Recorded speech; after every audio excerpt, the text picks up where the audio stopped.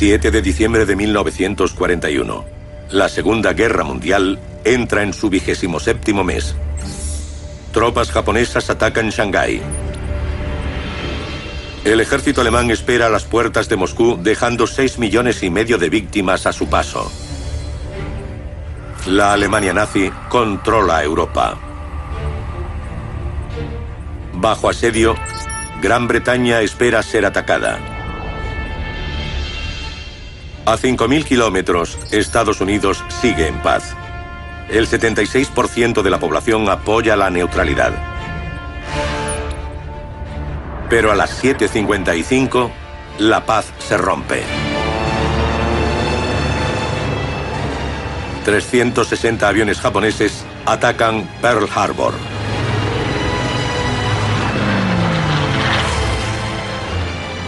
Estados Unidos entra en la Segunda Guerra Mundial.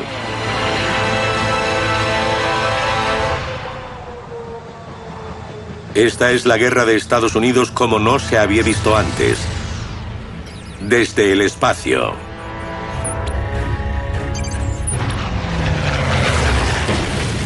Presenciaremos el desarrollo de batallas clave y la estrategia militar con máximo detalle. Conoceremos las alianzas políticas, la lucha por los recursos y el prodigioso crecimiento del poder militar e industrial de Estados Unidos,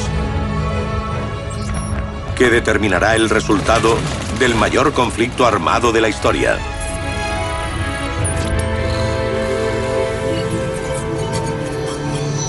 La Segunda Guerra Mundial desde el espacio. El ataque de Japón a Pearl Harbor conmocionó al mundo. Pero Estados Unidos lo temía hacía meses. Desde 1931, la ambición imperialista nipona es cada vez mayor. Primero invadió Manchuria, posteriormente China. Francia cae ante la Alemania nazi en 1940 y Japón toma el control de Indochina. Estados Unidos responde congelando los activos financieros de Japón e impone un embargo del petróleo. El mensaje es claro: abandona Indochina o quebrará económicamente. Tras el embargo, Japón tenía dos opciones: detener su expansión territorial y acatar las peticiones aliadas, o la guerra. Japón elige la guerra. En palabras del primer ministro Tojo, era cuestión de gloria o declive. Es imperativo que den el primer golpe.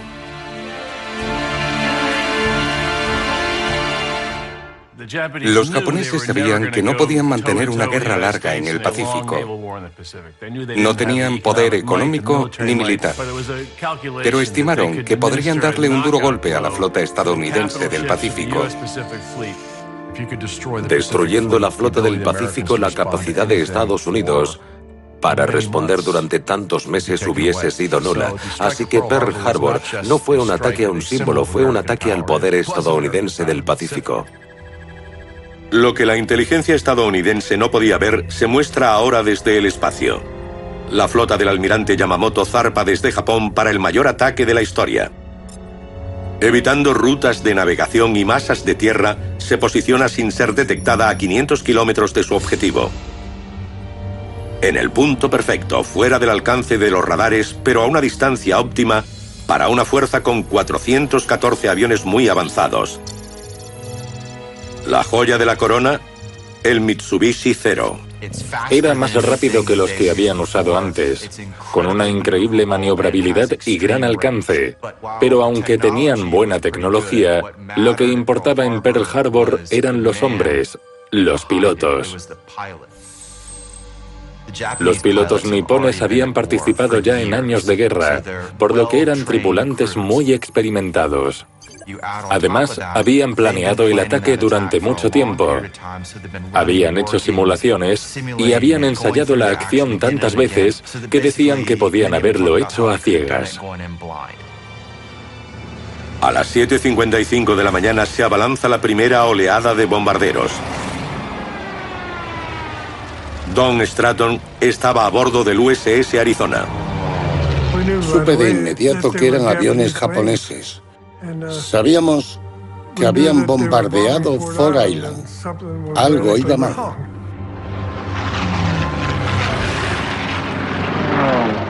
Los aviones disparaban y lanzaban bombas. Fue una experiencia horrible, una imagen terrible.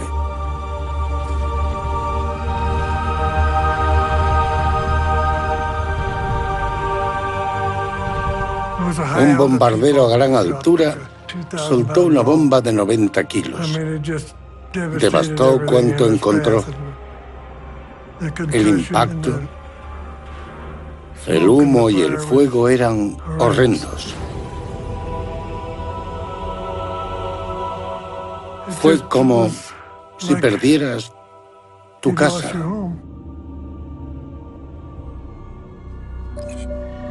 De los 8 acorazados anclados, el Arizona, el Oklahoma, el West Virginia y el California están hundidos. El resto sufre graves daños. En 68 minutos, Japón ha roto el corazón de la flota del Pacífico. Desde la perspectiva japonesa, el ataque a Pearl Harbor superó las expectativas más optimistas. Si consideramos las bajas japonesas en este ataque, fueron prácticamente nada. Japón perdió 64 hombres, Estados Unidos 3.649, una proporción de 57-1. Pero la aplastante victoria de Japón tuvo dos grandes fallos en el ataque. Los japoneses no atacaron de forma sistemática los depósitos de petróleo de Pearl Harbor. Con una incursión más, dirigida a esos depósitos, hubieran anulado a toda la flota del Pacífico al privarla de combustible. Aún fue más importante los barcos que no atacaron. Estados Unidos no tenía portaaviones en Pearl Harbor en el momento del ataque. Y como todo fue muy rápido, estaba claro que iban a ser los navíos más importantes para ambos bandos. En el Pacífico, los portaaviones americanos estaban intactos. Reservas de combustible y dominio aéreo. Dos factores que dictarán el resultado de la guerra y que Japón no supo controlar. En cambio, despertó la ira del gigante dormido.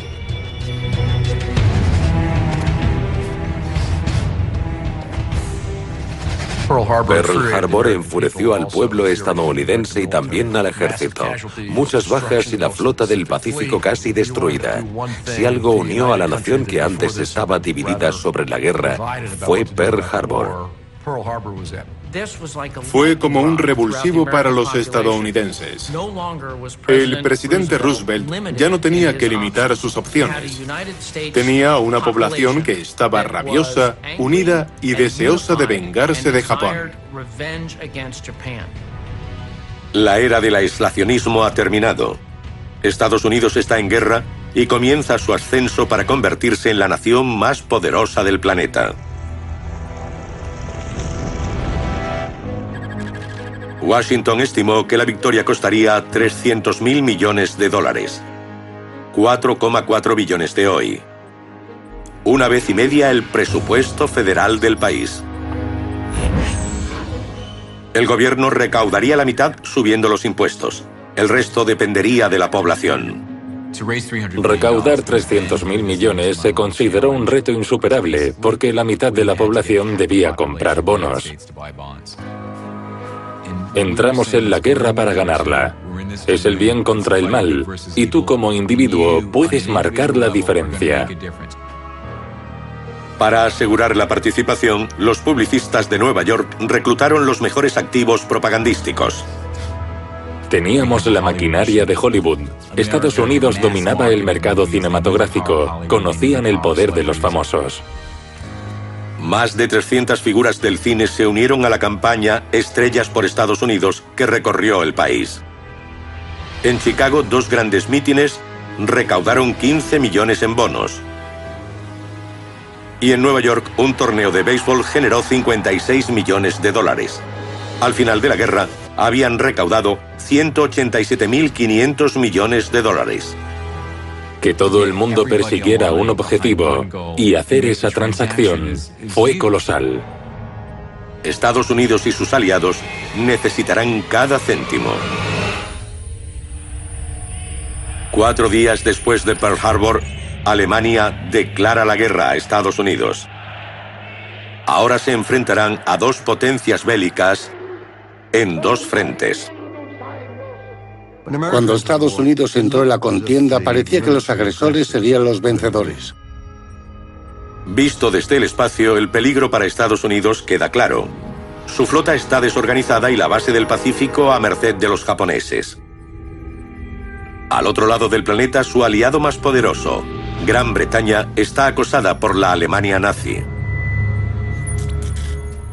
Estados Unidos se encuentra en el epicentro del mayor conflicto de la historia, y Roosevelt debe tomar la decisión más importante de la presidencia. ¿A qué enemigo enfrentarse primero? Roosevelt decidió que Alemania era la única que podía derrotar a su aliado más cercano. Quiso asegurarse de que Gran Bretaña resistiera. Mantener a Gran Bretaña era esencial para las expectativas de victoria a largo plazo.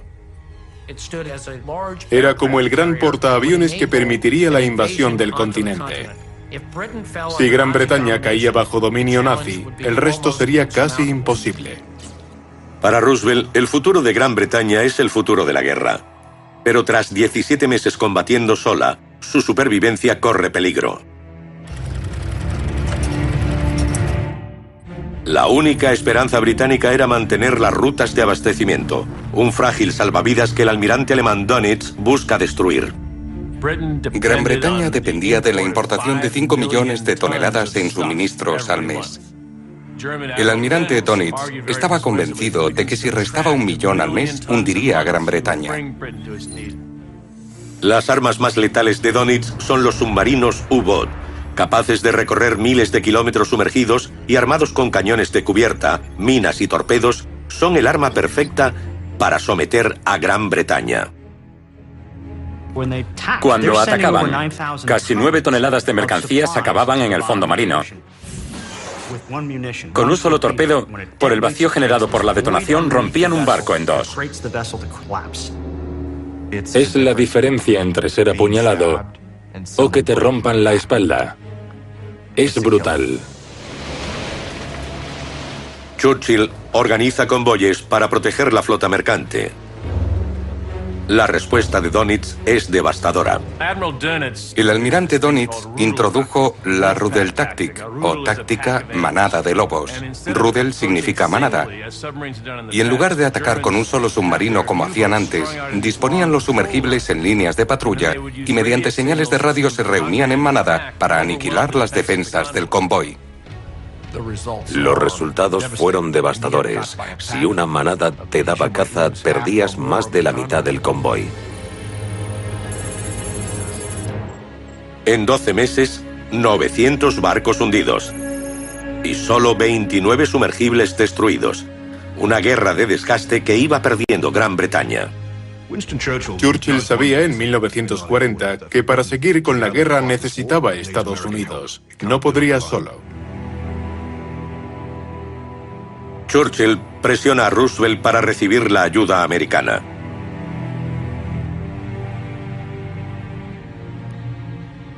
Oficialmente, Estados Unidos era neutral. Pero llegan a un acuerdo. Gran Bretaña recibe 50 destructores para continuar la guerra. A cambio, los británicos le entregan 8 de sus bases de ultramar y desmantelan las rutas mercantes preferentes con sus colonias. Fue un pacto que ayudó a Gran Bretaña a seguir en guerra. No lo hubiera logrado sin la ayuda de Estados Unidos. Pero a su vez aceleró la caída del Imperio Británico, que cada vez era más costoso. Para Churchill fue un pacto doloroso, pero lo tenía que hacer.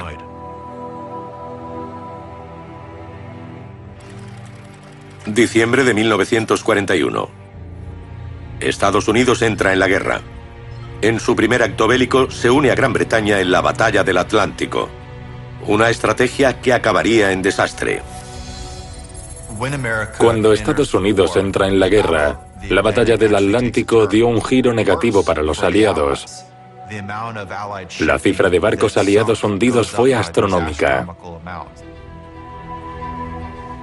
A mediados de 1942, 2.703 barcos aliados han sido destruidos. De media, cada sumergible ha hundido 36 navíos. el porcentaje es insostenible. Incluso con Estados Unidos combatiendo a su lado, la libertad de Gran Bretaña y la liberación de Europa penden de un hilo.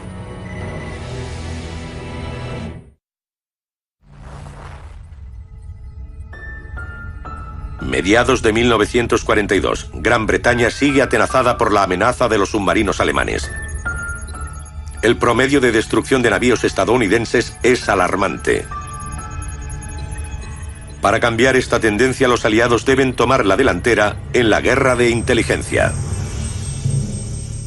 El factor crucial en la batalla del Atlántico fue el intercambio de información entre Estados Unidos y Gran Bretaña. Maximizó las capacidades tecnológicas y de inteligencia de ambos países. El precedente para esta colaboración fue la misión T-SART, 15 meses antes del ataque a Pearl Harbor.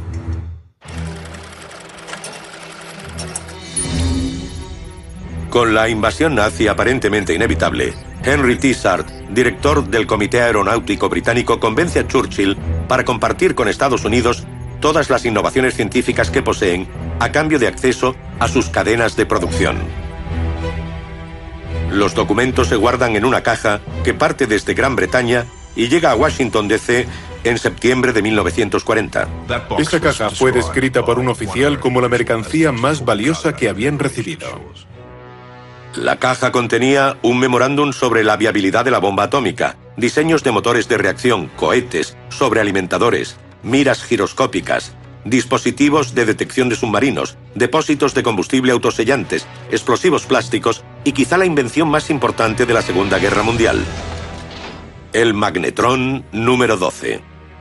Un avance en la tecnología de radares 1000 veces más efectivo que el mejor de los estadounidenses. Fue una revolución. Podía instalarse en un avión, en un barco. Podían aplicarlo donde quisieran en el campo de batalla. Estados Unidos comenzó la producción en serie del dispositivo que cambiaría el curso de la guerra. Su primer reto fue cerrar la brecha del Atlántico Medio. Desde el espacio aparece nítida la tumba naval de los aliados. Podían hacer misiones aéreas desde Estados Unidos y desde Gran Bretaña, pero no podían alcanzar la zona central del Atlántico. Los U-Boot lo sabían y se concentraron en esa brecha. En abril de 1943, los aliados ya habían perdido 3.450 barcos. Pero se botan nuevos portaaviones con aeronaves de largo alcance, equipadas con el magnetrón número 12. La brecha comienza a cerrarse. Hizo que el Atlántico dejase de ser esa masa donde los U-Boot se ocultaban. Ahora podían detectarlos. Los británicos consiguen descifrar el código alemán Enigma. Es la última pieza del resurgimiento aliado. Y los avances tácticos y tecnológicos se aprovechan en el convoy conocido como ONS-5. De todos los convoyes, el más importante fue el ONS-5 en abril del 43. Es importante porque demostró lo lejos que llegaban los aliados. 42 barcos integran el convoy ONS-5 que parte de Liverpool hacia Canadá. Para Dönitz es un objetivo perfecto. Dönitz siente mucha urgencia. Necesita hundir más y más barcos, pero tentó a la suerte en esa batalla. La primera oleada de submarinos hunde 13 barcos aliados. Pero se espesa la niebla y pierden su ventaja. Equipados con los códigos alemanes y los radares más avanzados, los aliados contraatacan en impunidad. Dönitz contó con más sumergibles de lo debido y de hecho fueron destruidos por el convoy. Tras el enfrentamiento dijo que la batalla del Atlántico había acabado, porque ahora sabía que los estadounidenses y británicos eran expertos detectando y destruyendo U-Boats. A pesar del ONS-5, la batalla del Atlántico aún no ha concluido. Pero la espectacular transformación de la industria estadounidense empieza a determinar el curso de la guerra. Con el dinero y el propósito de superar la producción del eje, Estados Unidos inicia una revolución social e industrial sin precedentes. Había un consejo de industria de guerra que decía, en esta ciudad se construirán tanques, aviones, y la gente iba hacia allí. Es como si hubieran levantado Estados Unidos por la costa este, inclinándolo hacia el oeste, y la gente, el dinero, las máquinas, todo se desplazó hasta allí. La población de California creció un 53%, la de Oregón un 40% y la de Washington un 37%. 19 millones de mujeres se convirtieron en el núcleo de la mano de obra. Trabajaban en factorías de guerra, transportes y agricultura por toda la nación. Y fabricantes de todo tipo contribuyeron en gran medida al esfuerzo. Fabricantes de máquinas de escribir, de productos enlatados, todos cambiaron, todos se movilizaron para contribuir al esfuerzo de la guerra. Las fábricas de coches hacían bombas y las de neveras producían carros blindados. Se conoce como la producción milagrosa.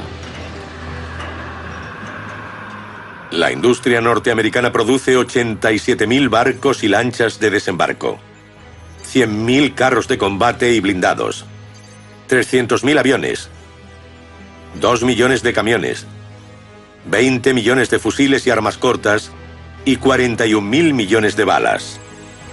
Material bélico suficiente para acabar con la población mundial 17 veces. Pero la decisión de enfrentarse primero a Alemania tendría un precio. La ofensiva concéntrica de Japón asombró a todos. Parecía imparable. Japón avanza por el Pacífico sin control. Se hace con territorios estadounidenses, británicos y holandeses en una cadena de victorias decisivas. En 6 meses, controla casi todo el Pacífico. Conquistaron estos territorios por 2 razones. Por los recursos. En las Indias Orientales neerlandesas había caucho y petróleo suficiente para mantener la maquinaria. Sabían que Estados Unidos respondería y esos territorios serían la barrera que los americanos tendrían que franquear. Abril de 1942. Estados Unidos responde. Desde el USS Hornet, 16 B-25 inician la nueva fase de la guerra. Bombardean Tokio. Para Estados Unidos fue una oportunidad para contraatacar y aunque no hubo grandes daños materiales, repercutió en la jerarquía japonesa. El ejército nipón había permitido que el emperador se sintiera amenazado. Japón responde colocando en el punto de mira las bases más occidentales del Pacífico. Desde el espacio la estrategia es clara. Tomando las islas Midway, su perímetro defensivo se adentraría aún más en aguas estadounidenses. Su plan era sorprender a Estados Unidos, tomar las islas Midway y forzarlo a combatir en su terreno.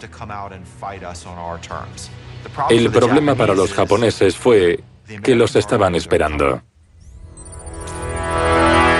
La historia de los descifradores de códigos es poco conocida, pero tuvieron una gran importancia en la victoria de Estados Unidos en el Pacífico. Desde junio de 1939, la unidad de combate de inteligencia, bajo el mando de Joseph Rochefort, intentaba descifrar el código naval japonés JN-25. Utilizan tarjetas perforadas y análisis matemáticos. Trabajan sin descanso. Y antes de que lleguen a Midway consiguen descifrarlo. Rompieron el código. Sabían que los japoneses atacarían, que lo harían en Midway e incluso sabían cuándo llegarían. La inteligencia estadounidense conocía el alcance del ataque japonés. La situación es precaria. Con una flota debilitada ante un enemigo muy curtido, Midway es el momento de la verdad. Para vencer en Midway había que posicionar correctamente los portaaviones y atacar a los japoneses en el momento justo. Estados Unidos tenía que golpear primero. A las 4 de la mañana comienza el bombardeo japonés de Midway. Lo que el almirante Naguno no puede ver es que a 500 kilómetros, fuera del alcance de sus radares, 4 portaaviones norteamericanos están listos para contraatacar. 40 minutos más tarde, un avión de reconocimiento japonés avista la flota estadounidense. Una batalla puede decidirse en minutos o segundos, y en Midway hubo minutos y segundos muy importantes. Cuando el avión avistó los barcos estadounidenses, el almirante Nagumo se enfrentó a un dilema: seguir con el bombardeo de Midway o cargar sus aviones con torpedos para atacar a los barcos. Cualquier decisión tendría un gran impacto en el desarrollo de la batalla. Mientras todo esto ocurría, hubo un momento crucial con los aviones esperando en las cubiertas, rodeados de explosivos. Para los japoneses fue el momento más peligroso. Era el momento que los americanos esperaban. 41 torpederos Douglas inician el ataque. Los torpederos no llevaban escolta. Eran totalmente vulnerables y fueron abatidos de inmediato, no sobrevivieron. Se pierden 35 de los 41 aviones. Ninguna bomba alcanza a la flota japonesa. Parece que los nipones han contenido el ataque decisivo.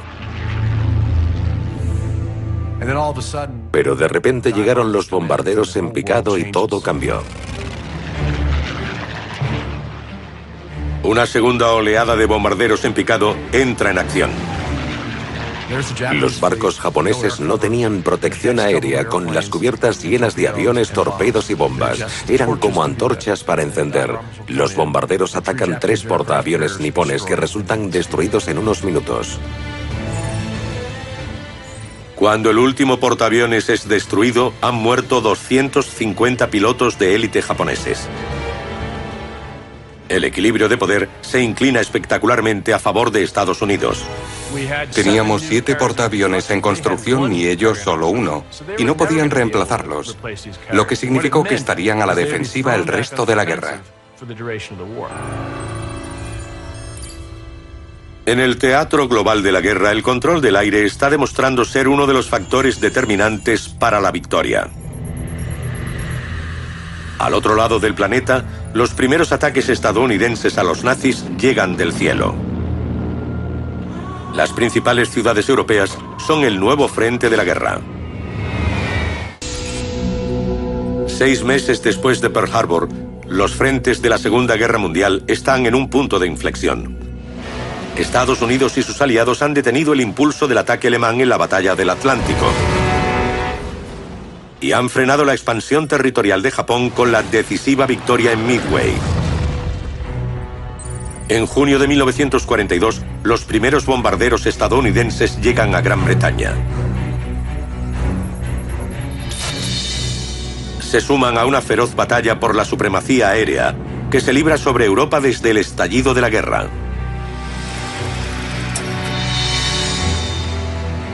Escuadrones de la Luftwaffe alemana sembraron el terror al someter a Polonia, los Países Bajos y Francia.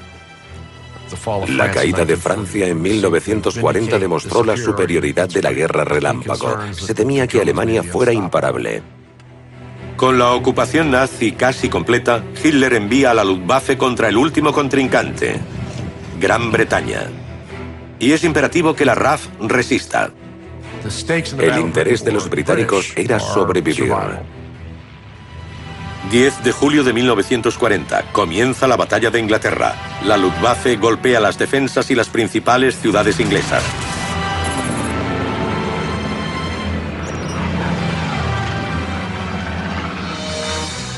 La RAF se adaptó pronto y comenzó a derribar más bombarderos de los que Alemania podía reemplazar.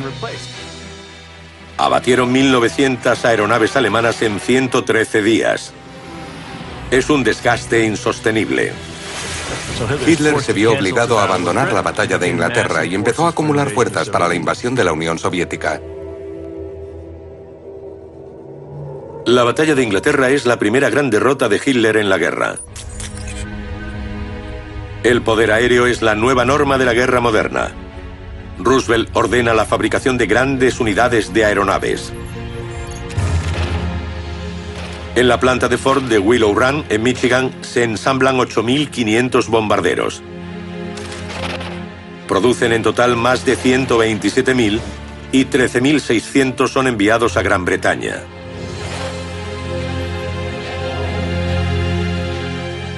El ataque a Alemania entra ahora en una nueva fase de intensidad. La llegada de la octava Fuerza Aérea a Gran Bretaña garantizó que Alemania no lanzara otro ataque como en el de la Batalla de Inglaterra. Eran demasiados aviones aliados. También impulsó la moral británica ante la llegada masiva de los estadounidenses. Pero los pilotos norteamericanos se enfrentaron a un nuevo tipo de guerra en el que el número no garantizaba el éxito. La cantidad de armas que se emplearon para detener a los bombarderos causó muchas pérdidas. El índice de supervivencia se igualó al de la infantería. De hecho, era más seguro ser un soldado de infantería en una trinchera que pilotar una de esas máquinas tan avanzadas. Tras perder 1.135 bombarderos, la RAF opta por los ataques nocturnos. Pero de noche, solo el 1,5% de las bombas cae a menos de 5 kilómetros del objetivo. Para Estados Unidos no eran eficientes. Había que atacar de día para ver los objetivos. Con bombarderos equipados para defenderse funcionaría. Esta seguridad se basaba en el B-17, la máquina de guerra más sofisticada del momento. El B-17 era impresionante. Lo llamaban la fortaleza volante, porque tenía 13 ametralladoras de 12,7 milímetros que generaban una burbuja de fuego. Disparaba por delante, por los flancos, debajo, arriba y por la cola. Se decía que podía volar a pleno día sin escolta de cazas hasta el interior de territorio enemigo y soltar una cantidad increíble de explosivos sobre los objetivos. Con total confianza en los B-17, la octava Fuerza Aérea prepara un doble ataque para destruir la producción aeronáutica alemana. La misión Schweinfurt-Ratisbona quería demostrar que la precisión de los bombarderos era efectiva. Eligieron las industrias claves para hundir la economía alemana y tenían un plan que les llevaría al objetivo. 2 escuadrones de B-17 mandados por el coronel LeMay y el general Williams preparan un ataque simultáneo para dividir las defensas alemanas. Pero pronto el plan empieza a torcerse. Era un día nuboso. LeMay salió con sus hombres. La otra división no pudo. Decidieron que LeMay no podía aterrizar y partieron. Los bombarderos que iban a Ratisbona eran un blanco fácil, no solo para el fuego antiaéreo, sino porque los alemanes acumulaban la defensa en la zona.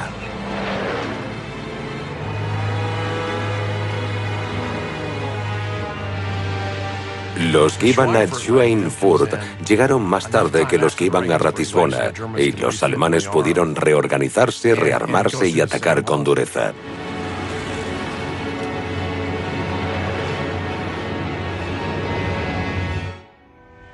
...60 bombarderos fueron derribados, duplicando las pérdidas sufridas en un solo ataque.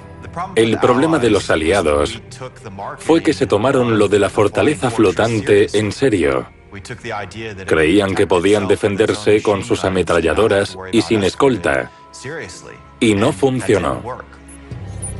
El error queda muy claro desde el aire.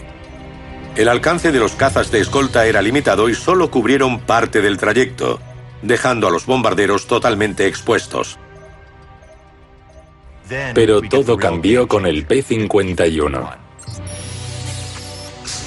El P-51 era un caza impresionante en muchos aspectos. La clave fue su alcance. Escoltaba a los bombarderos en toda la ida y en la vuelta, lo que significaba que podíamos eliminar las defensas alemanas y dominar realmente el espacio aéreo. Entonces fue cuando se vio a la Luftwaffe caer del cielo. Con la Luftwaffe derrotada teníamos vía libre en el cielo alemán y empezamos a derribar la industria petrolera. Petróleo, la materia prima esencial en la Segunda Guerra Mundial. Poseer grandes cantidades de combustible era el único camino a la victoria.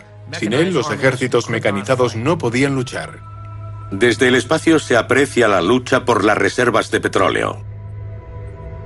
Estados Unidos es autosuficiente y sus campos petrolíferos son la base de la fuerza aliada. Por el contrario, las reservas alemanas de 20 millones de barriles disminuyen rápidamente. Uno de los puntos débiles de Alemania fue que no consiguieron suministros ilimitados de petróleo. Decidieron usar combustible sintético, algo crítico que marcaría la diferencia. El combustible sintético producido a partir de carbón y gas natural será vital para las fuerzas mecanizadas de Hitler. Los ataques aéreos aliados destruyen la producción de combustible sintético y Hitler pone sus esperanzas en los campos petrolíferos del Cáucaso. En el interior de Rusia, los dos bandos se enfrentarán en la lucha más sangrienta de la historia. Está en juego el resultado de la Segunda Guerra Mundial.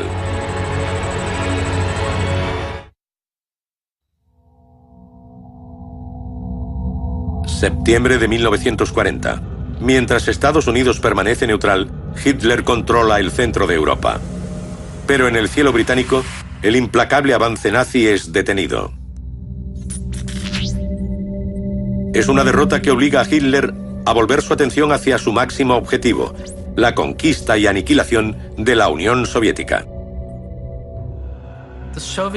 La Unión Soviética representaba todo lo que Hitler odiaba. La consideraba un bastión del comunismo y el judaísmo, que si no era derrotada, acabaría con Alemania y con la raza aria. Pero había un claro pragmatismo. La Unión Soviética era ese gran espacio económico y necesitaban materias primas, petróleo y alimentos. Y anexionándose la Unión Soviética podían mantener una guerra larga y repeler los ataques británico-estadounidenses. 22 de junio de 1941. Hitler lanza la Operación Barbarroja, la invasión de la Unión Soviética. En un frente de 3.000 kilómetros, 4 millones de soldados de la Wehrmacht avanzan destruyéndolo todo a su paso. Fue el mayor ejército que se ha formado en la historia del mundo. Y los alemanes demostraron una maestría operativa y táctica que los soviéticos no podían igualar. Fue una barbarie incomprensible. Siguiendo a las tropas del frente, iban escuadrones especiales cuyo objetivo era identificar y asesinar a líderes políticos y a los judíos de las zonas ocupadas. Esta matanza de millones de soviéticos fue el despiadado campo de pruebas para el Holocausto.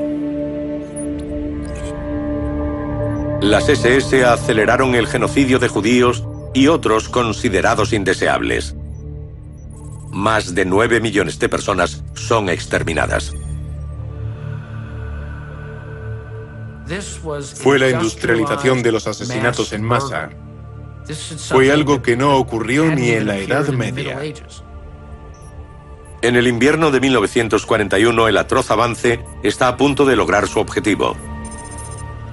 Leningrado está asediada y las divisiones panzer alemanas están a las puertas de Moscú. Buscando un golpe táctico e ideológico, Hitler dirige su atención hacia Stalingrado. Stalingrado era un objetivo importante para Hitler.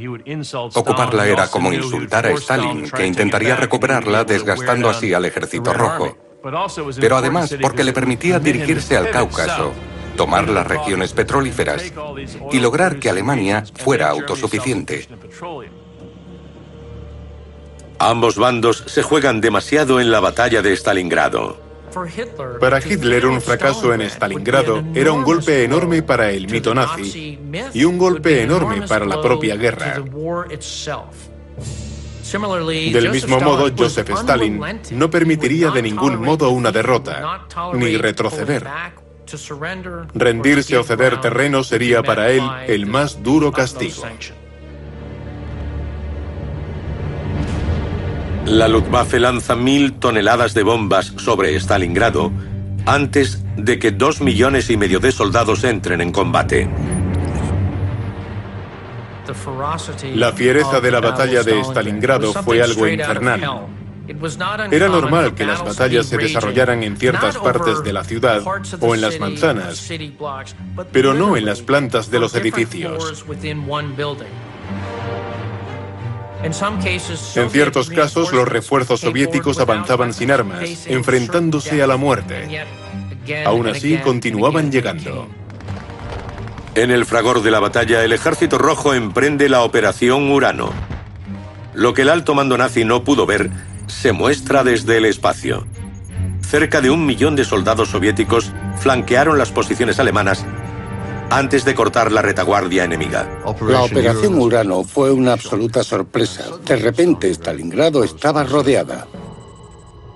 Sin provisiones, las tropas alemanas sufren uno de los inviernos más duros. En condiciones tan infrahumanas, comienzan a desmoronarse. El frío helaba, los alimentos escaseaban, las armas fallaban. Fue una pesadilla. Es difícil expresar en palabras cómo debió ser esa experiencia. Tras 5 meses de asedio, el sexto ejército de Hitler capitula. Es el primer ejército alemán que se rinde.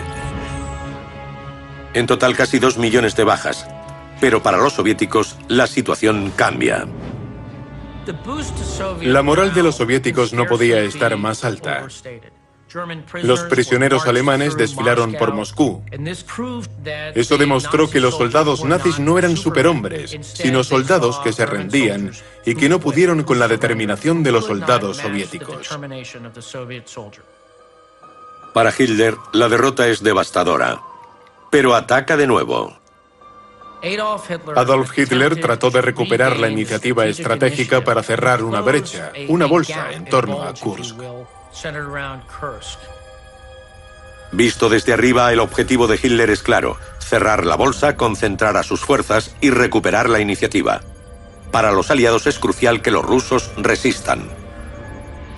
El frente oriental era vital para los aliados porque absorbía el grueso de la fuerza de combate alemana. Los soviéticos lucharon y murieron principalmente a pie. Roosevelt concede 11.000 millones de dólares en suministros a la Unión Soviética. Pero las rutas mercantes a Europa están bloqueadas. Llevar la ayuda a la Unión Soviética es uno de los mayores retos logísticos de los aliados. Podían utilizar 3 rutas. Una era por el Atlántico Norte hasta los puertos árticos de Arcángel y Múrmansk.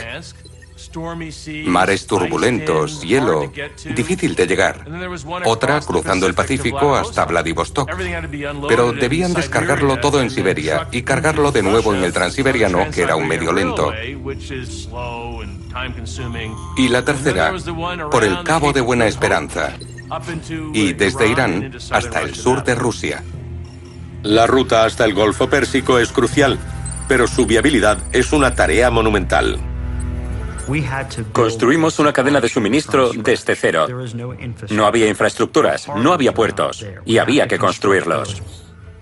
Los aliados construyen muelles, espigones, embarcaderos, 750 kilómetros de carreteras y modernizan 3.200 kilómetros de ferrocarril. Con las rutas ya abiertas llegan 16 millones de toneladas de suministros. Gasolina, munición, equipos de telecomunicaciones, 14 millones de pares de botas y alimentos suficientes para el ejército soviético durante un año. Pero igual de importantes son los 500.000 Studebaker fabricados en la planta de Detroit. El Studebaker cambió la situación porque le dio movilidad al ejército soviético y la posibilidad de realizar movimientos logísticos a gran escala. También les aportó una gran ventaja en las batallas. Los rusos disponían de mucha artillería que engancharon a los camiones. Así ya podían desplegar baterías móviles contra carros por todo el campo de batalla. Para que los soviéticos tuvieran ventaja táctica en Kursk, los aliados les facilitaron algo más: información sobre la ofensiva alemana. Los soviéticos sabían que atacarían y crearon defensas como no se habían visto antes en la guerra. Se suele hablar de la línea Maginot en Francia, pero esto era una línea Maginot sobredimensionada. Desde el espacio queda patente la magnitud de la defensa soviética. 3 líneas defensivas interconectadas, con artillería contra carros, baterías antiaéreas y más de 400.000 minas. La red defensiva más grande jamás construida, con 80 kilómetros de profundidad.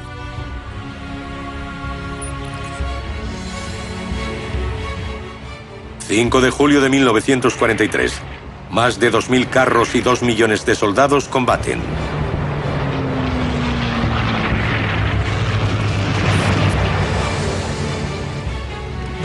La intensidad de la batalla de Kursk fue extraordinaria. Un gran número de carros y soldados se enfrentaron con extrema dureza a muy corta distancia. Hubo combates cuerpo a cuerpo, lanzallamas, miles de tanques equipados con artillería disparando. Todo esto crearía una escena que nos hubiera hecho pensar en el infierno. Tras 11 días, la ofensiva alemana se hunde a 1/3 de su objetivo.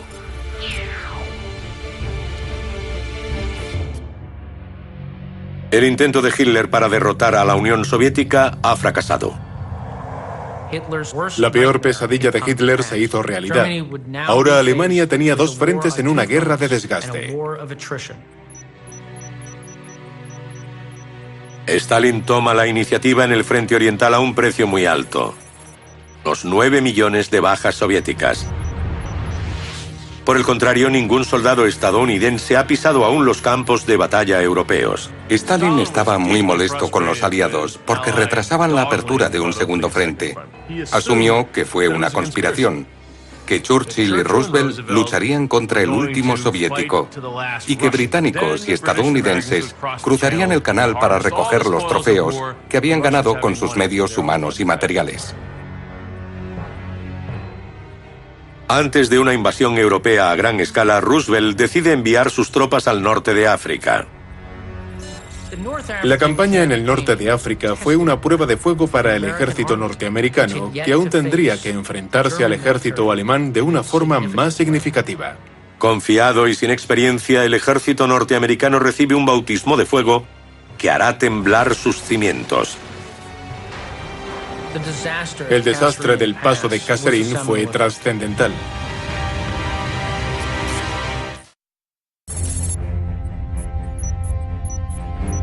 Mientras que Estados Unidos acelera el avance por el Pacífico hacia Japón y Stalin en el este y los bombardeos aliados en el oeste continúan debilitando al Tercer Reich, Estados Unidos prepara la prueba de sus tropas en el norte de África.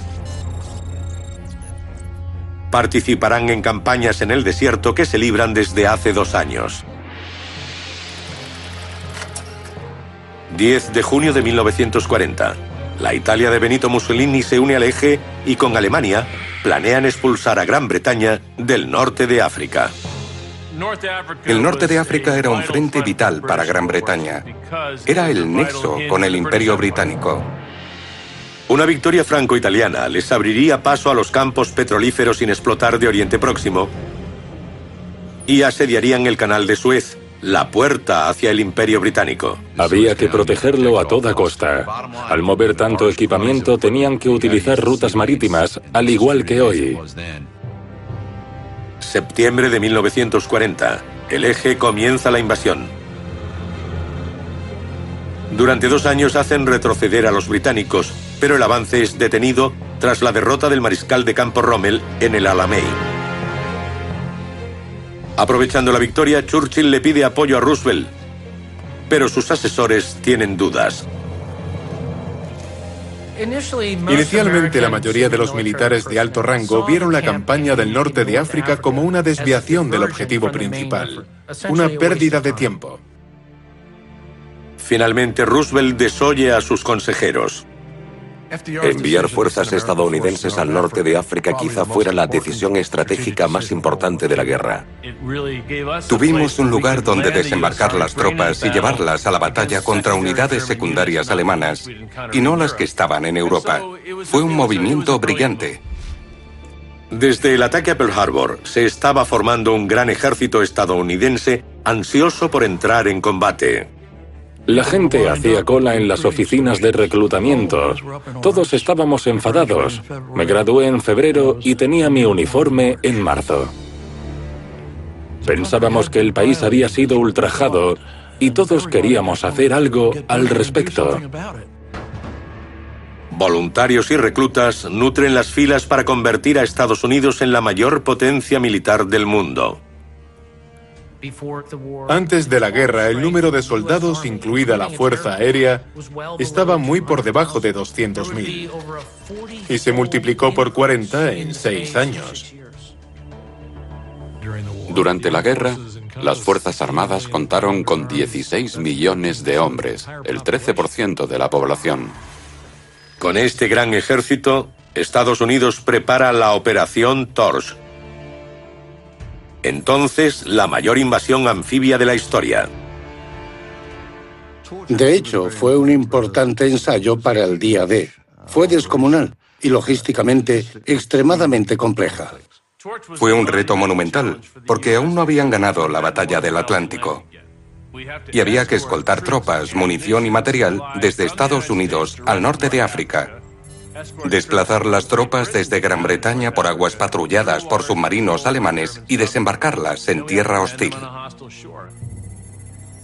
8 de noviembre de 1942. 73.000 soldados aliados llegan a las playas. De inmediato surgen los problemas. Lo que ocurrió en el norte de África es el ejemplo de un desembarco anfibio fallido. Todo lo que podía salir mal, salió mal. No pudieron salir de las lanchas por delante hacia la playa. Tuvieron que saltar por los lados, que obviamente no es la manera más eficiente de hacerlo. Era más peligroso y más lento. Un buen número quedaron encalladas en barras de arena, y al salir, a los carros les falló el sistema electrónico. Por suerte, luchaban contra la Francia de Vichy. Si lo hubieran hecho contra la Alemania o el Japón de 1944, habría sido una experiencia mucho peor. Cuando la Francia de Vichy leal a Hitler capituló, los estadounidenses se dirigieron a Túnez para su primer gran choque con la maquinaria bélica alemana. Eran dichosamente ignorantes de las realidades de la guerra moderna. Es decir, tenían camiones, tanques, fusiles y una compleja cadena de mando. Ejército, divisiones, brigadas, regimientos, batallones. Creían que lo hacían bien. Las fuerzas de Estados Unidos se enfrentan a Rommel en las afueras de Faid.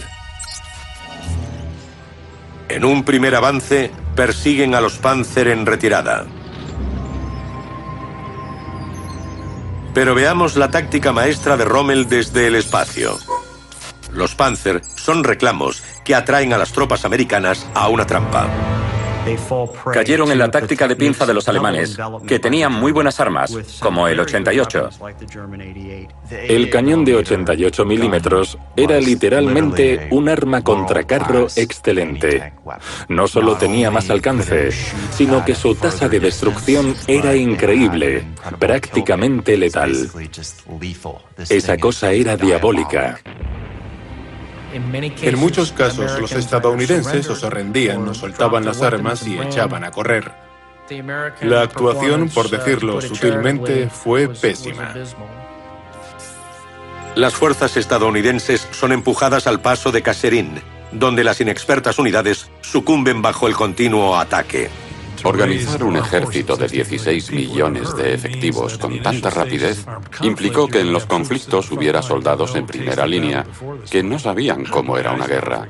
Eisenhower fue el comandante supremo de los aliados, pero antes de la campaña en el norte de África no había oído un disparo en su vida.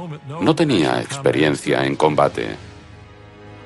Se evitó un desastre mayor con la llegada de refuerzos del primer ejército británico. Y cuando el mariscal de campo Montgomery se acerca por el este, Rommel se retira. Frank Gervasi fue testigo de las consecuencias. Estábamos de patrulla y aún olíamos la carne de los tanques quemados. Eran personas. ¡Qué horrible! Nos dieron una paliza. No olvidéis que luchamos contra los mejores de Alemania, los de Rommel. Teníamos el equipamiento, pero no la experiencia. Estados Unidos sufrió 6.500 bajas. Su primera batalla terrestre de la Segunda Guerra Mundial fue una catástrofe. Kasserine fue una derrota tremenda para Estados Unidos. Pero por otro lado, fue lo mejor que pudo pasarles. Mejor perder aquí y no en Normandía. Hubo ciertos cambios en la política operativa, pero también cambios en los mandos. A Eisenhower se le reconocieron méritos. Tenemos a George Patton. Y las lecciones aprendidas en el norte de África se aplicarían durante el resto de la guerra. Las nuevas directrices militares estadounidenses aseguran grandes cambios. Primero cae Túnez, después Sicilia. Se abre el camino para la invasión aliada de Italia. Y al otro lado del mundo, la guerra en el Pacífico entra en una nueva fase de dureza. La carnicería fue tremenda.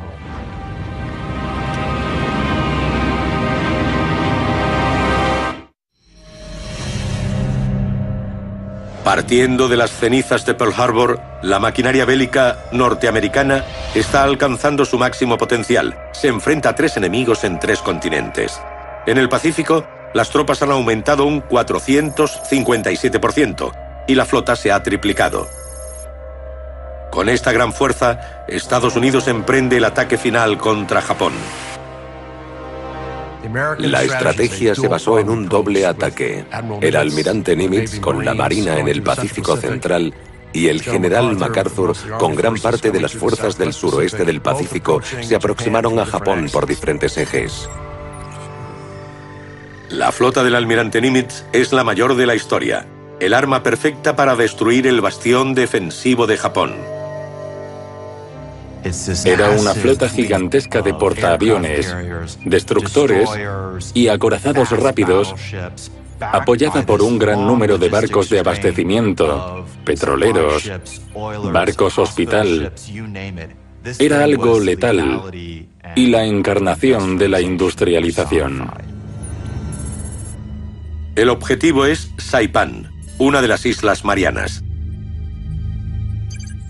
Sus aeródromos serían la lanzadera para un bombardeo continuo sobre Japón. El emperador Hirohito ordena a los 32.000 hombres destacados allí defenderse a toda costa. Para los japoneses la derrota no era una opción, la retirada tampoco. Si tenían que perderlo todo y a todos, lo harían en pos de la victoria. Junio de 1944. 8.000 marines llegan a las playas bajo el intenso fuego japonés. Fue una pesadilla. Los japoneses solo tenían una misión: provocar el mayor número de bajas. Y si estabas en primera línea, ibas a ser una de ellas. Enfrentados a una resistencia fanática, desembarcan 80.000 hombres más. Todos dependen del apoyo naval. Pero esto es lo que el almirante Spruance no puede ver. 55 buques japoneses se acercan a toda máquina. Para los nipones, esta iba a ser su última oportunidad. Debían ganar esta batalla o no serían capaces de detener un ataque similar de nuevo. Ante la amenaza, Spruance divide su fuerza. Envía una mitad a enfrentarse a la flota japonesa.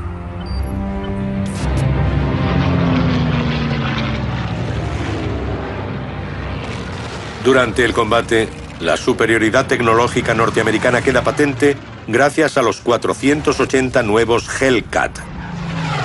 El Hellcat era un arma increíble, muy rápido. Podía recibir impactos y continuar gracias a su blindaje. Y además, ahora están tripulados por pilotos de élite. Japón perdió muchos de sus mejores pilotos en batallas anteriores y no los pudieron reemplazar. No tenían combustible para entrenarlos y los aviones no eran tan avanzados. Y todo eso facilitó el tiro al pavo en el mar de Filipinas.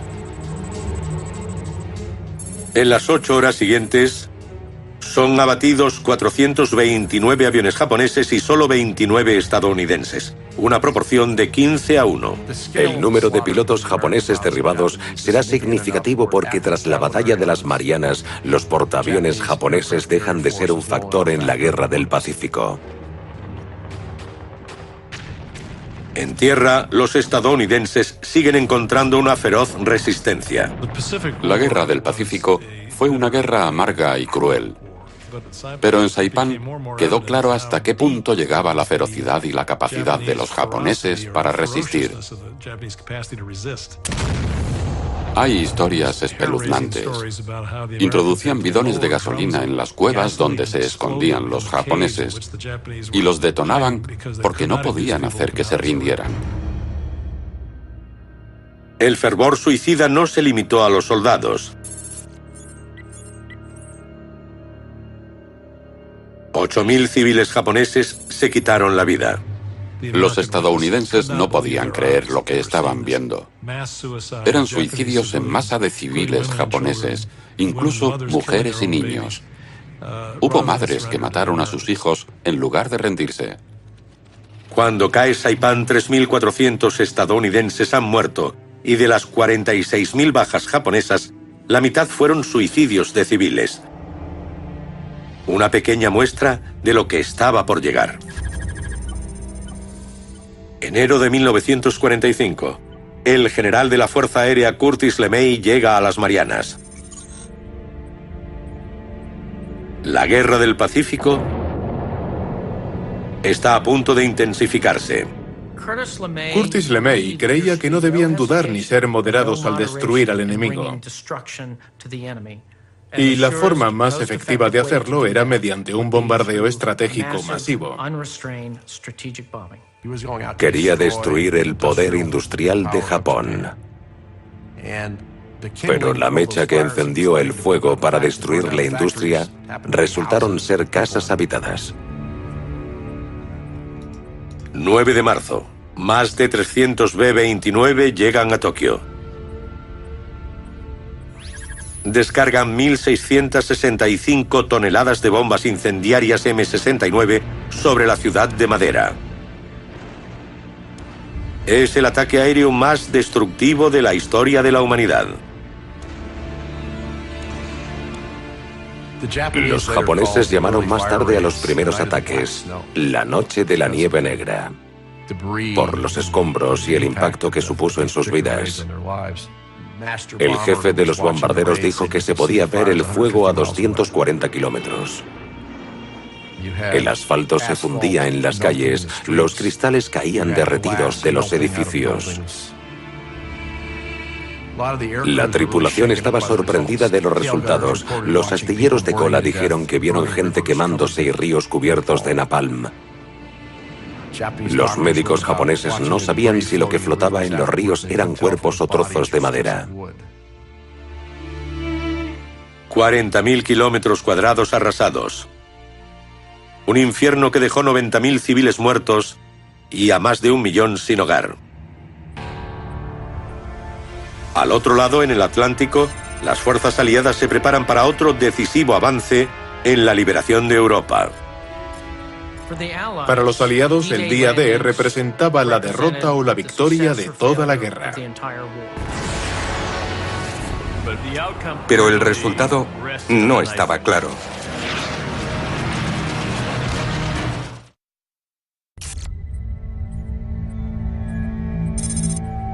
El 28 de noviembre de 1943, Roosevelt, Stalin y Churchill se reúnen en Teherán para planificar la Operación Overlord, la invasión de la Europa ocupada por los nazis. Churchill alerta del reto que les aguarda. Los británicos conocieron de primera mano la capacidad y la efectividad de la Wehrmacht. La experiencia de Gran Bretaña es aleccionadora. Fue evacuada de Dunkerque en 1940 y expulsada de Noruega y Grecia. Pero a pesar del peligro, los aliados lo arriesgarán todo en una invasión a través del Canal de la Mancha hasta las fauces de las defensas alemanas.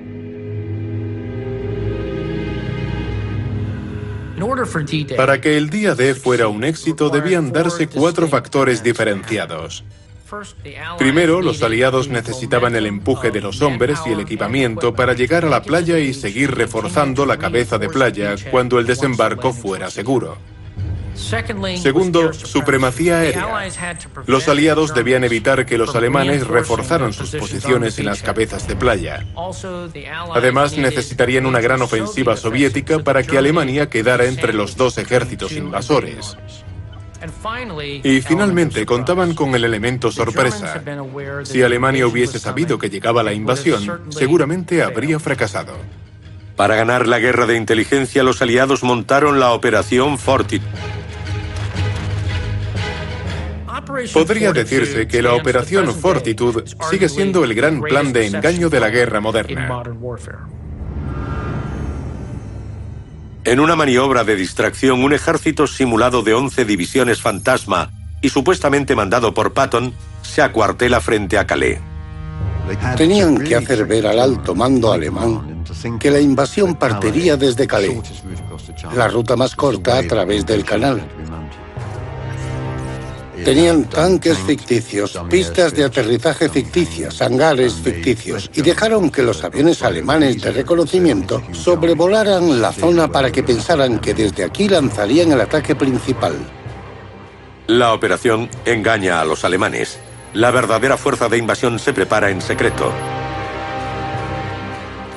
9,5 millones de toneladas de suministros, 4.000 naves anfibias y más de 1,5 millones de soldados. El hombre encargado de este descomunal desafío logístico es el británico Sir Bertrand Ramsay. El plan de Sir Bertrand Ramsay era meticuloso, complejo y se ensayó minuciosamente en todos los aspectos. El plan es impresionante. 7.000 barcos cargados de soldados y suministros se desplazan en secreto a los puntos establecidos. A la hora determinada avanzarán por estrechos pasillos libres de minas hacia la costa enemiga, pero a través de aguas impredecibles. Simultáneamente se montarán pantallas navales para protegerlos de los posibles contraataques. La magnitud de la operación supera los límites. Personalmente he participado en operaciones como Tormenta del Desierto y Libertad Iraquí, en su fase inicial, y aún así con grandes ordenadores y los tipos más inteligentes. Fue algo sobrecogedor. Llevar a las fuerzas aliadas a las cabezas de playa es solo el inicio.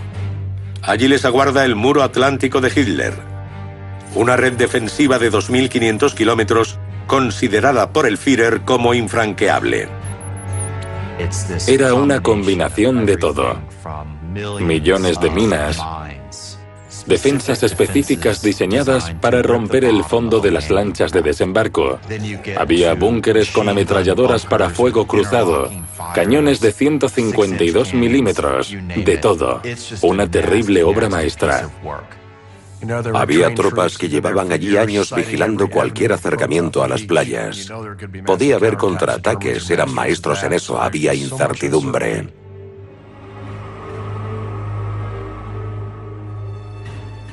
El margen es desesperadamente estrecho. El comandante supremo aliado Eisenhower fija la fecha: 5 de junio de 1944. Cuando Eisenhower tomó la decisión, era irrevocable. No había plan B, o todo o nada. O la invasión triunfaba, o se descartaría de forma indefinida. Eisenhower escribió una nota asumiendo la culpa del desembarco, que entregaría en caso de fracasar. Nadie de los aliados lo tenía claro. Mientras los aliados bombardean las infraestructuras francesas que conectan Normandía con el este, 3 millones de efectivos se separan de la población. Las ciudades costeras quedan incomunicadas. El destino de la guerra está en juego.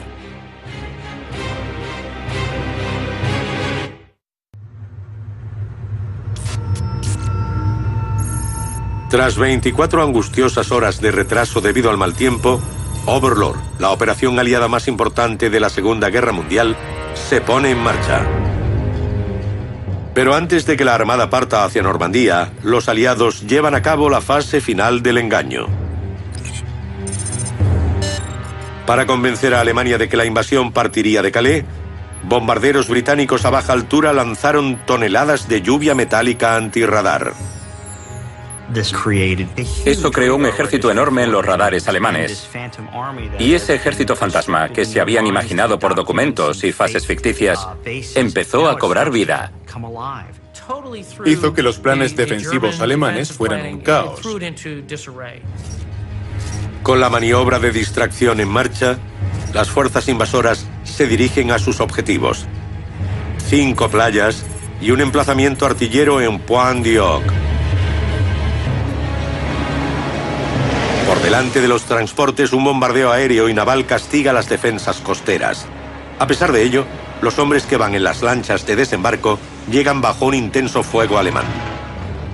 Fue muy confuso. Los aviones alemanes volaban justo encima de nosotros. Había disparos y bombas por todos lados. Algunos de los barcos fueron alcanzados por bombas. Los mirabas, pero no sabías quiénes eran. Había hombres flotando en el agua, algunos sin piernas y sin brazos. Estaban muy asustados en las lanchas. Algunos estaban llorando y otros se orinaron. Todos estábamos nerviosos, todos. Pero no se podía hacer nada más. Sabías qué había que hacer y había que hacerlo. Charles Barley y Michael Bernilo fueron de los primeros en llegar a Omaha, la posición alemana mejor defendida. A muchos de los hombres, algunos bajando de las lanchas, los mataron de inmediato, debo decir. Cuando salté al agua y vi que me llegaba a la barriga, me dije, adiós, Charlie, se acabó. Era una sensación terrible estar en el agua. Había cuerpos a tu alrededor que no podías identificar. Fue muy desagradable, muy sangriento. Los afortunados que bajaron de las lanchas debieron enfrentarse a una situación inimaginable. Estarían mareados, oirían los silbidos de las balas a su alrededor y verían a soldados estadounidenses muertos y agonizantes. Fue más que un caos. Fue un caos mortal. El desembarco continuó bajo el implacable fuego alemán y las bajas aumentaron.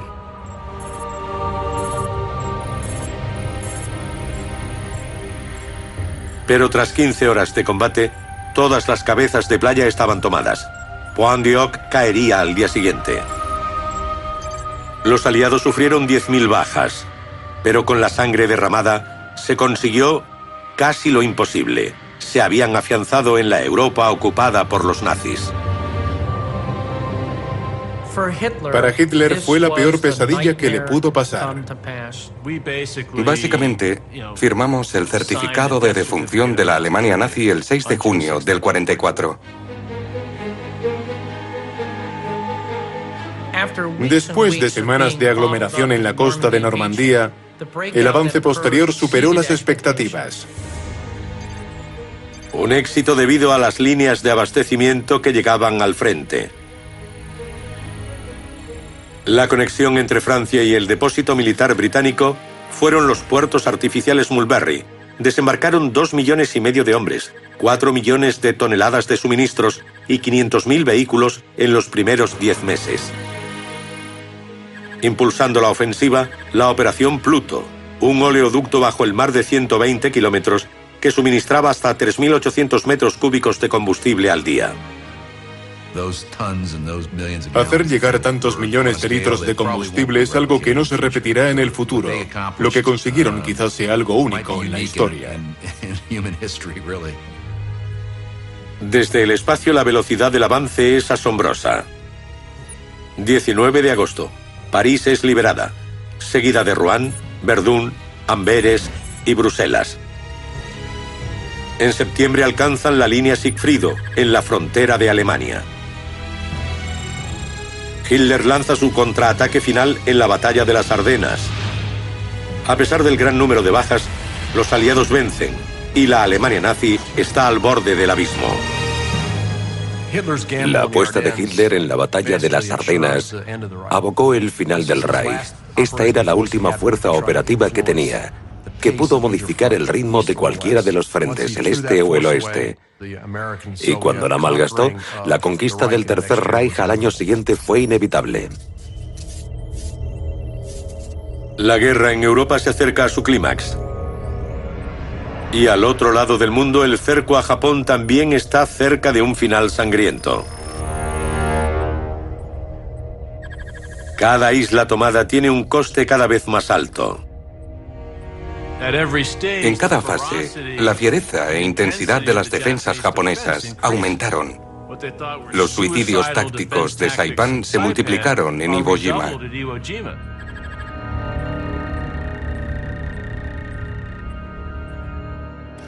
...19 de febrero de 1945... ...60.000 marines asaltan la isla de Iwo Jima... ...en un encarnizado combate sin precedentes.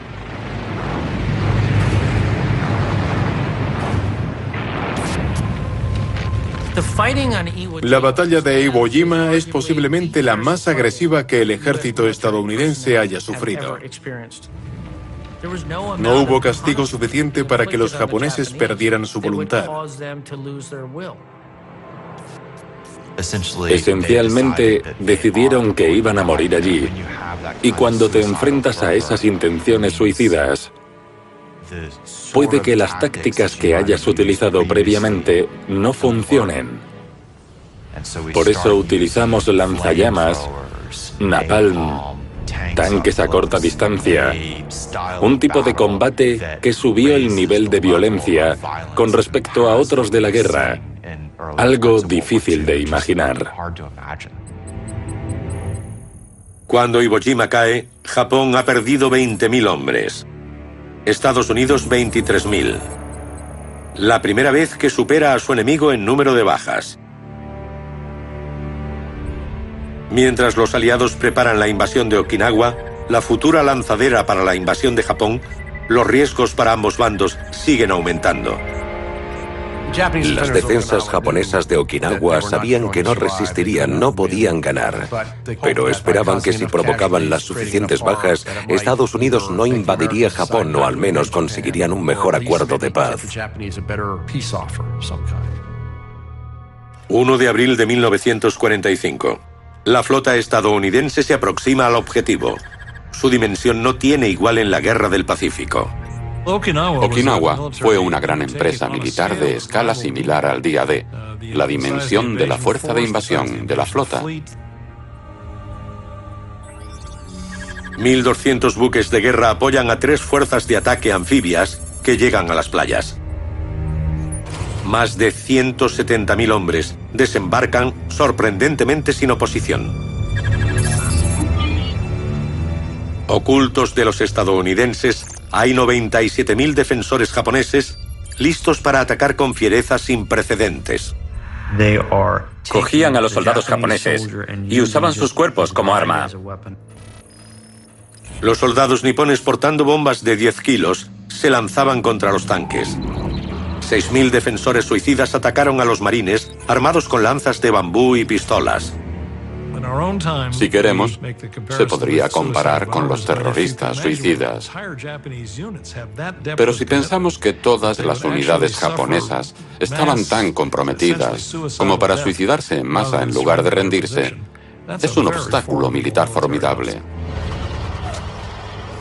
Y en el mar, oleada tras oleada de kamikazes se estrellan contra la flota estadounidense. Los kamikazes aterrorizaban a los que intentaban derribarlos porque ¿qué haces contra alguien que está dispuesto a morir como sea? Su objetivo era morir. El 18% de ellos dio en el blanco. 404 barcos estadounidenses fueron alcanzados, y cuando Okinawa cayó, 100.000 soldados y 150.000 civiles japoneses habían muerto. Estados Unidos sufrió 76.000 bajas, un tercio de la fuerza invasora. La escalada fue terrible. Y eran islas pequeñas, pero ahora hablamos de invadir Japón, donde hay millones de defensores y muchos más millones de civiles. El Departamento de Guerra estadounidense estima que la invasión de Japón se saldará con 10 millones de bajas japonesas, y al menos 1.700.000 norteamericanos. Deben encontrar otra solución. Mientras los aliados celebran la victoria en Europa y Hitler y su Reich son devorados por las llamas, Estados Unidos tiene un nuevo presidente. Harry Truman está destinado a emplear un arma tan aterradora que anunciará una nueva era bélica.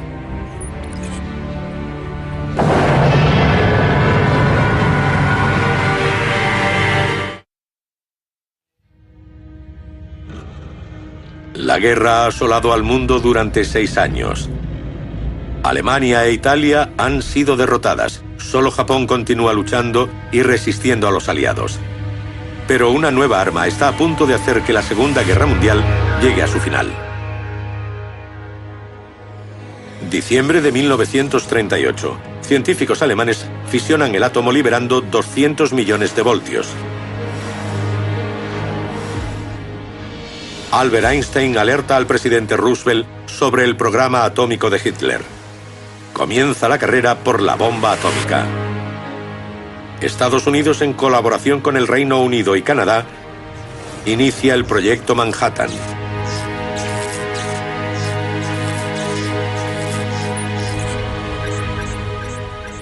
Ciudades enteras y complejos industriales se construyen por todo el país. Emplean a 600.000 personas. El coste es de 2.000 millones de dólares, unos 25.800 de hoy. Es ingeniería a una escala sin precedentes. Ningún país podría haber llevado a cabo el proyecto Manhattan como Estados Unidos. Los científicos dijeron que había 2 formas de construir el arma, una bomba de plutonio y otra de uranio. 2 procesos diferentes y muy costosos. Otro país hubiera dicho, ¿en cuál nos centramos? Pero Estados Unidos dijo, asegurémonos con los 2. 16 de julio de 1945. El proyecto da sus frutos. Una bomba de uranio llamada en clave Little Boy y otra de plutonio bajo el nombre de Fat Man. La bomba atómica es una tecnología históricamente equiparable al descubrimiento de la pólvora. Fue como coger la letalidad que se fue perfeccionando durante la Segunda Guerra Mundial y multiplicarla por una nueva magnitud. Por primera vez, con una sola acción, se podía destruir una ciudad entera. Representaba una nueva era en la guerra. Tras la conferencia de Potsdam, el presidente Harry Truman debía decidir si emplear la bomba atómica contra Japón. Si el presidente de los Estados Unidos tiene un arma que podía haber utilizado para acabar antes con la guerra, pero no lo hace, y sufrimos 100.000 bajas más, al menos le hubieran echado de la ciudad a patadas. De ninguna forma un presidente estadounidense responsable con sus contribuyentes no hubiera utilizado esta arma. Truman, hostil a Stalin y a los principios comunistas, ve el ataque nuclear significativo para el periodo de posguerra. En 1945, Estados Unidos se enfrenta a una paradoja. Durante un tiempo, Roosevelt y Truman le habían dicho a Stalin, ayúdanos contra Japón, Manchuria, derrota al ejército japonés, pero se dieron cuenta de que la Unión Soviética podía derrotar a Japón y ocupar parte de sus islas, y no es lo que querían. Querían reconstruir Japón, y creo que ese es uno de los factores más importantes para la decisión de lanzar la bomba atómica. Tras las pruebas satisfactorias en el desierto de Nuevo México, Truman ordena el lanzamiento de la bomba cuanto antes. Se barajaron diferentes ciudades como posibles objetivos, las que fueron atacadas con bombas incendiarias. De lo contrario, no sabrían el impacto real del ataque atómico. También buscaban que tuviera una gran población para conocer el impacto de la bomba atómica. De hecho, es un criterio muy cínico para elegir el objetivo donde caerá la bomba más peligrosa jamás creada. 6 de agosto de 1945. El Enola Gay despega de las Islas Marianas. A las 8:15 hora local, Little Boy, con 60 kilos de uranio, cae sobre Hiroshima. 43 segundos después, el mundo ha cambiado para siempre. La explosión creó un círculo de devastación de 1,5 kilómetros y llamas en un radio de 7 kilómetros. 60.000 personas murieron en el acto y más tarde 160.000 a causa de las quemaduras y la radiación. 3 días después, Fat Man cae sobre Nagasaki. Mueren 80.000 civiles. Tras la primera bomba había cierta incertidumbre. Tras Nagasaki, fue difícil negar que Estados Unidos tenía una nueva arma. Fue el inicio de lo que podría haber sido un largo camino de destrucción. 2 de septiembre de 1945. Japón capitula. La Segunda Guerra Mundial se ha acabado. Comienza la era nuclear. Muchos piensan que la moral, la ética de la destrucción se sobrepasó con la bomba atómica. No estoy de acuerdo. Si se sobrepasó fue con los bombardeos incendiarios contra ciudades japonesas. Pero la cuestión es, ¿seguiremos haciendo lo que hacen nuestras armas? Ese es el verdadero dilema de las armas atómicas y nucleares.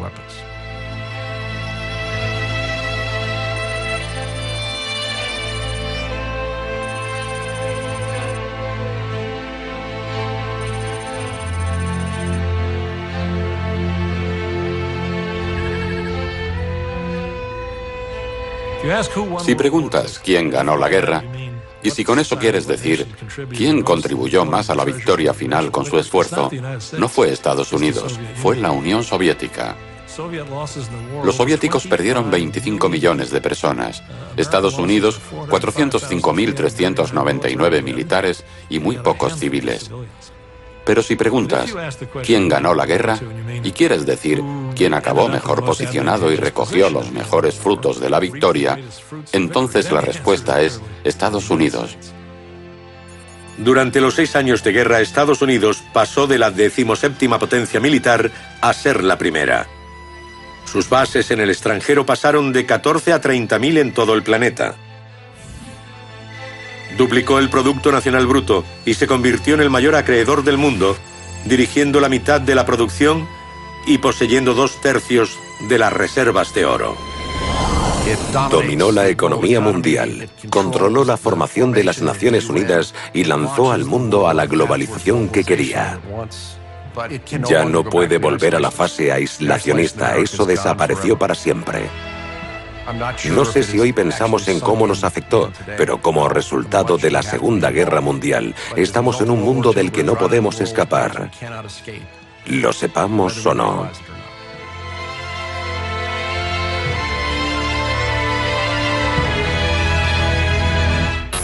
8 de sus bases de ultramar y desmantelan las rutas mercantes preferentes con sus colonias. Fue un pacto que ayudó a Gran Bretaña a seguir en guerra. No lo hubiera logrado sin la ayuda de Estados Unidos. Pero a su vez aceleró la caída del Imperio Británico, que cada vez era más costoso. Para Churchill fue un pacto doloroso, pero lo tenía que hacer.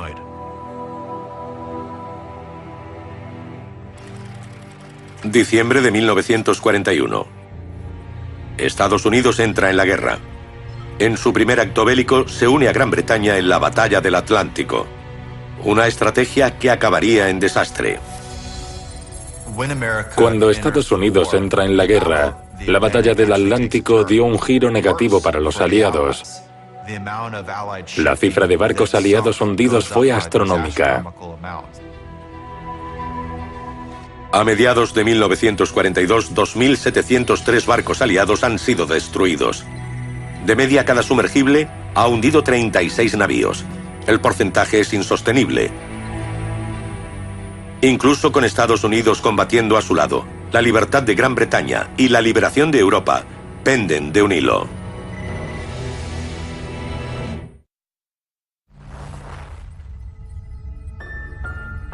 Mediados de 1942, Gran Bretaña sigue atenazada por la amenaza de los submarinos alemanes. El promedio de destrucción de navíos estadounidenses es alarmante. Para cambiar esta tendencia, los aliados deben tomar la delantera en la guerra de inteligencia. El factor crucial en la batalla del Atlántico fue el intercambio de información entre Estados Unidos y Gran Bretaña. Maximizó las capacidades tecnológicas y de inteligencia de ambos países. El precedente para esta colaboración fue la misión T-SART, 15 meses antes del ataque a Pearl Harbor.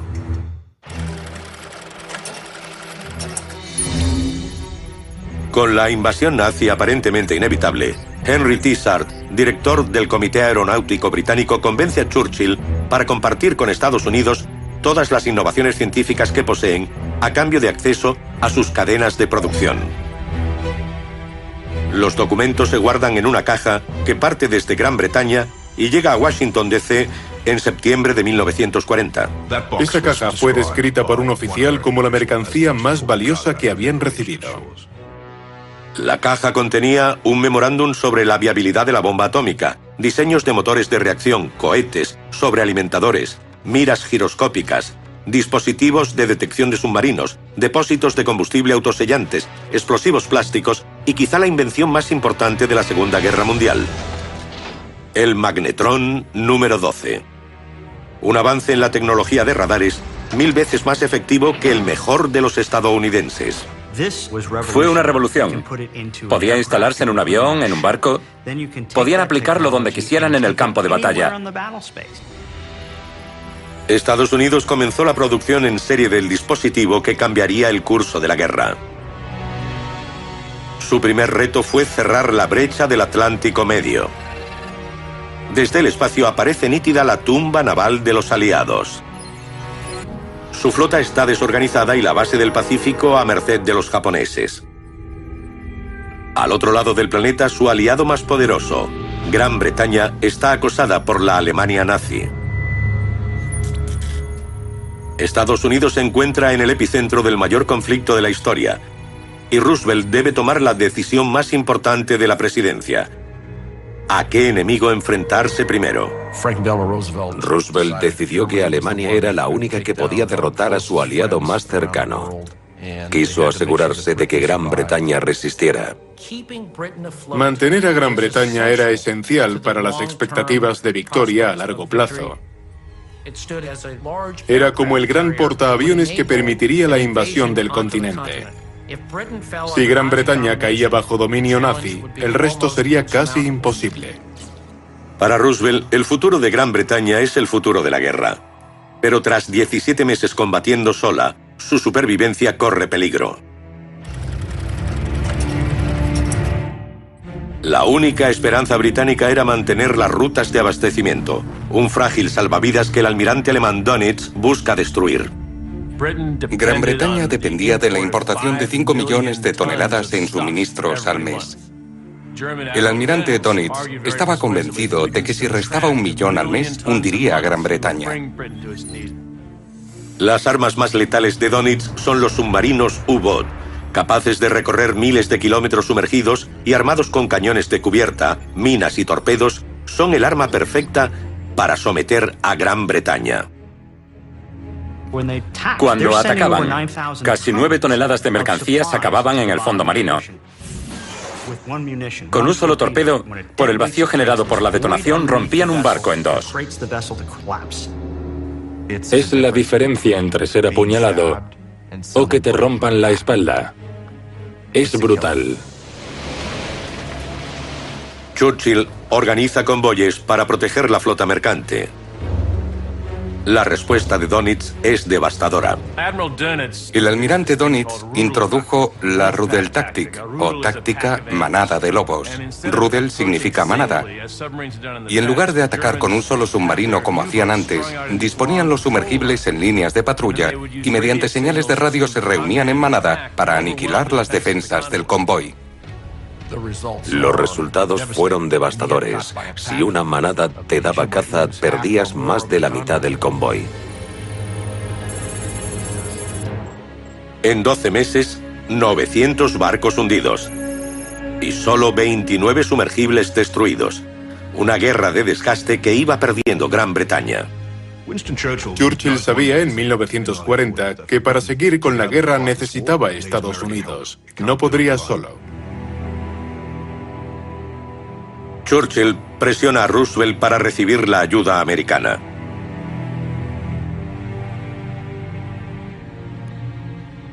Oficialmente, Estados Unidos era neutral, pero llegan a un acuerdo. Gran Bretaña recibe 50 destructores para continuar la guerra. A cambio, los británicos le entregan Estados Unidos para responder durante tantos meses hubiese sido nula. Así que Pearl Harbor no fue un ataque a un símbolo, fue un ataque al poder estadounidense del Pacífico. Lo que la inteligencia estadounidense no podía ver se muestra ahora desde el espacio. La flota del almirante Yamamoto zarpa desde Japón para el mayor ataque de la historia. Evitando rutas de navegación y masas de tierra, se posiciona sin ser detectada a 500 kilómetros de su objetivo. En el punto perfecto, fuera del alcance de los radares, pero a una distancia óptima para una fuerza con 414 aviones muy avanzados. La joya de la corona, el Mitsubishi Zero. Era más rápido que los que habían usado antes, con una increíble maniobrabilidad y gran alcance. Pero aunque tenían buena tecnología, lo que importaba en Pearl Harbor eran los hombres, los pilotos. Los pilotos nipones habían participado ya en años de guerra, por lo que eran tripulantes muy experimentados. Además, habían planeado el ataque durante mucho tiempo. Habían hecho simulaciones y habían ensayado la acción tantas veces que decían que podían haberlo hecho a ciegas. A las 7:55 de la mañana se abalanza la primera oleada de bombarderos. Don Stratton estaba a bordo del USS Arizona. Supe de inmediato que eran aviones japoneses. Sabíamos que habían bombardeado Ford Island. Algo iba mal.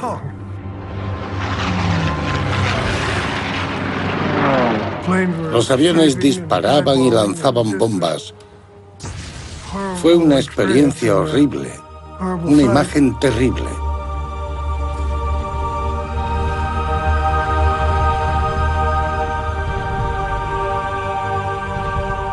Un bombardero a gran altura soltó una bomba de 90 kilos. Devastó cuanto encontró. El impacto, el humo y el fuego eran horrendos. Fue como si perdieras tu casa.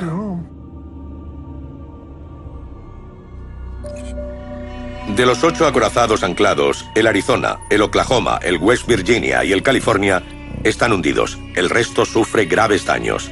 En 68 minutos, Japón ha roto el corazón de la flota del Pacífico. Desde la perspectiva japonesa, el ataque a Pearl Harbor superó las expectativas más optimistas. Si consideramos las bajas japonesas en este ataque, fueron prácticamente nada. Japón perdió 64 hombres, Estados Unidos 3.649, una proporción de 57-1. Pero la aplastante victoria de Japón tuvo dos grandes fallos en el ataque. Los japoneses no atacaron de forma sistemática los depósitos de petróleo de Pearl Harbor. Con una incursión más, dirigida a esos depósitos, hubieran anulado a toda la flota del Pacífico al privarla de combustible.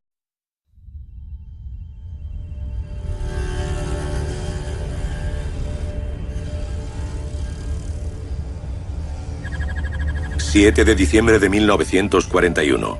La Segunda Guerra Mundial entra en su 27º mes. Tropas japonesas atacan Shanghái. El ejército alemán espera a las puertas de Moscú, dejando 6,5 millones de víctimas a su paso. La Alemania nazi controla Europa. Bajo asedio, Gran Bretaña espera ser atacada. A 5.000 kilómetros, Estados Unidos sigue en paz. El 76% de la población apoya la neutralidad. Pero a las 7:55, la paz se rompe. 360 aviones japoneses atacan Pearl Harbor.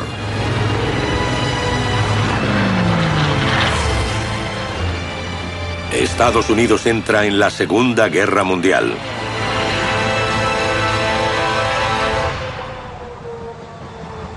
Esta es la guerra de Estados Unidos como no se había visto antes. Desde el espacio.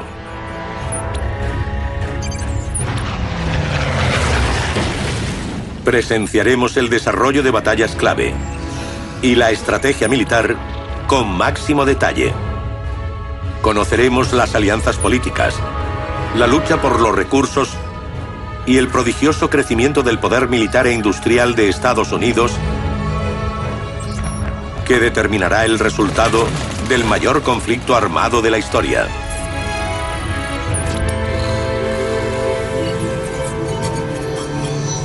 La Segunda Guerra Mundial desde el espacio.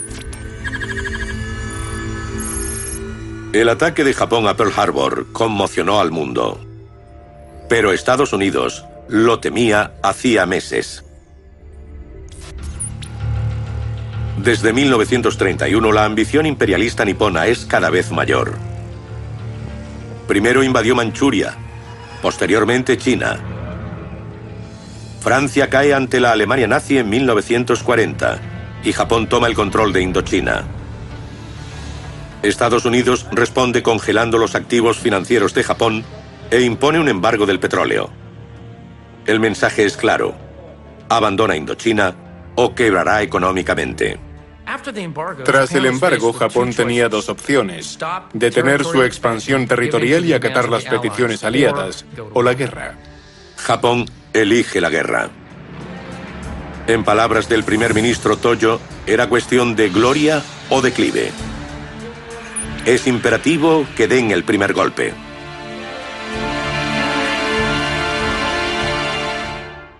Los japoneses sabían que no podían mantener una guerra larga en el Pacífico. No tenían poder económico ni militar, pero estimaron que podrían darle un duro golpe a la flota estadounidense del Pacífico. Destruyendo la flota del Pacífico, la capacidad de combustible. Aún fue más importante los barcos que no atacaron. Estados Unidos no tenía portaaviones en Pearl Harbor en el momento del ataque. Y como todo fue muy rápido, estaba claro que iban a ser los navíos más importantes para ambos bandos. En el Pacífico, los portaaviones americanos estaban intactos. Reservas de combustible y dominio aéreo. Dos factores que dictarán el resultado de la guerra y que Japón no supo controlar. En cambio, despertó la ira del gigante dormido.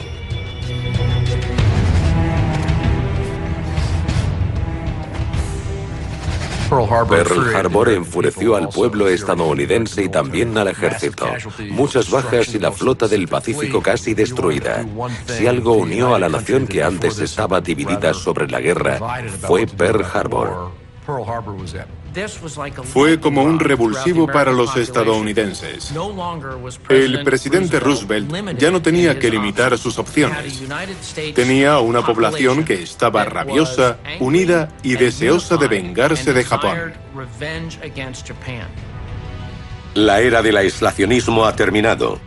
Estados Unidos está en guerra y comienza su ascenso para convertirse en la nación más poderosa del planeta.